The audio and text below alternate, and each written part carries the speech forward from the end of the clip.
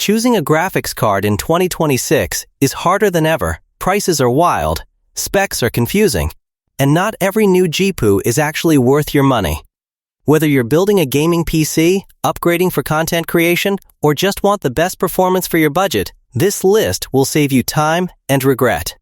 In this video, I've ranked the 7 best graphics cards of 2026, based on real-world performance, value, power efficiency, and who each card is actually for, so you can pick the right GPU with confidence. On number 7 is Xynsviu Radeon RX 560 4G graphics card. Xynsviu Radeon RX 560 4G graphics card is a budget-friendly GPU with 4GB GDDR5, 4 HDMI ports, DirectX 12 support, and PCI 3.0, designed for basic gaming, multi-monitor productivity, and media tasks. In everyday use, it runs esports and older AAA games at 1080p at modest settings, but falls behind competitors like the NVIDIA GTX 1050 Ti in both performance and efficiency. The build quality and setup are straightforward, and the unique 4 HDMI outputs make it a practical choice for multi-display setups, though performance won't satisfy demanding modern titles. Overall, it offers good value for casual gamers and productivity users on a tight budget, but serious gamers and creative professionals should look at higher-tier alternatives.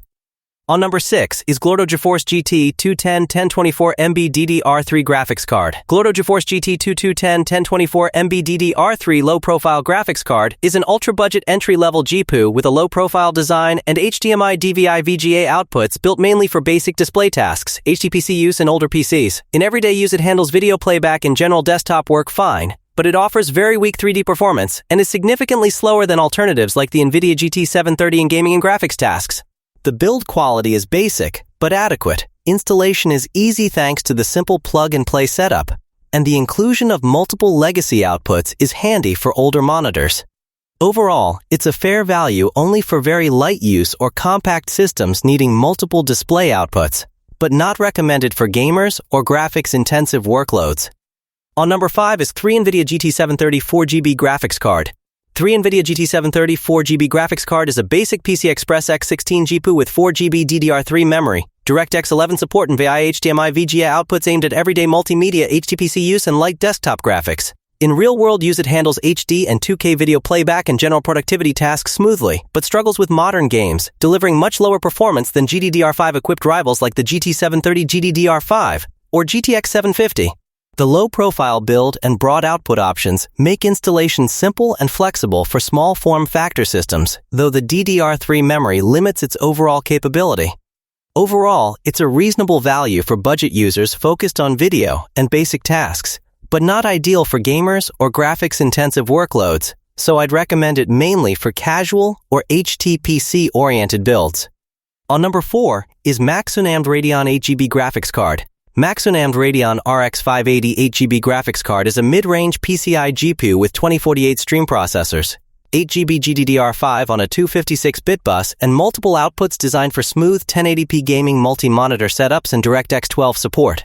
In real-world use, it handles modern AAA and esports titles at high settings with solid frame rates, often holding its own against rivals like the NVIDIA GTX 1060 6GB in both performance and value. The build quality and cooling solution are reliable. Installation is easy with broad driver support, and its white design and multi-display capabilities add versatility.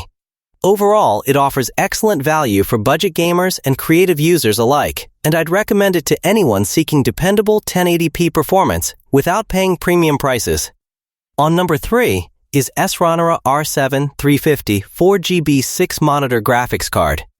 SRhonyra R7 350 4GB 6-monitor graphics card is a niche multi-display GPU with 4GB of GDDR5, a 128-bit bus, and 6 HDMI 2.0 ports, plus a resolution lock feature designed for video walls, projection fusion, stock trading, and monitoring rather than gaming.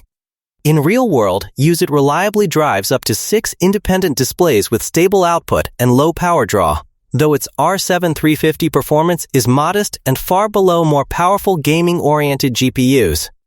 The build and installation are straightforward, and the resolution-locked output helps keep multiple screens synchronized without flicker, making it practical for professional multi-monitor setups. Overall, it provides good value if your priority is driving many displays reliably, but I'd recommend more capable GPUs for gaming or graphics-intensive tasks. On number 2 is ASUS GeForce RTX 5070 12GB DDR7 graphics card. ASUS Prime GeForce RTX 5070 AUK Edition 12GB graphics card is a powerful PCI 5.0 GPU with 12GB of GDDR7, HDMI/DP 2.1 output, axial tech cooling, and dual BIOS designed for high-performance gaming and creative workloads. In real world, use it delivers strong AAA performance at 1440p and capable 4K with DLS, outperforming cards like the RTX 4060 Ti thanks to higher core counts and faster memory. The build quality and cooling are excellent, installation is straightforward, and the compact SIF-ready design makes it versatile for a range of builds. Overall, it offers great performance for the price, and I'd recommend it to gamers and creators seeking a balance of power and value, though enthusiasts seeking top-tier performance may opt for higher-end models. On number 1 is Xynsviu GeForce GT 740 2G graphics card.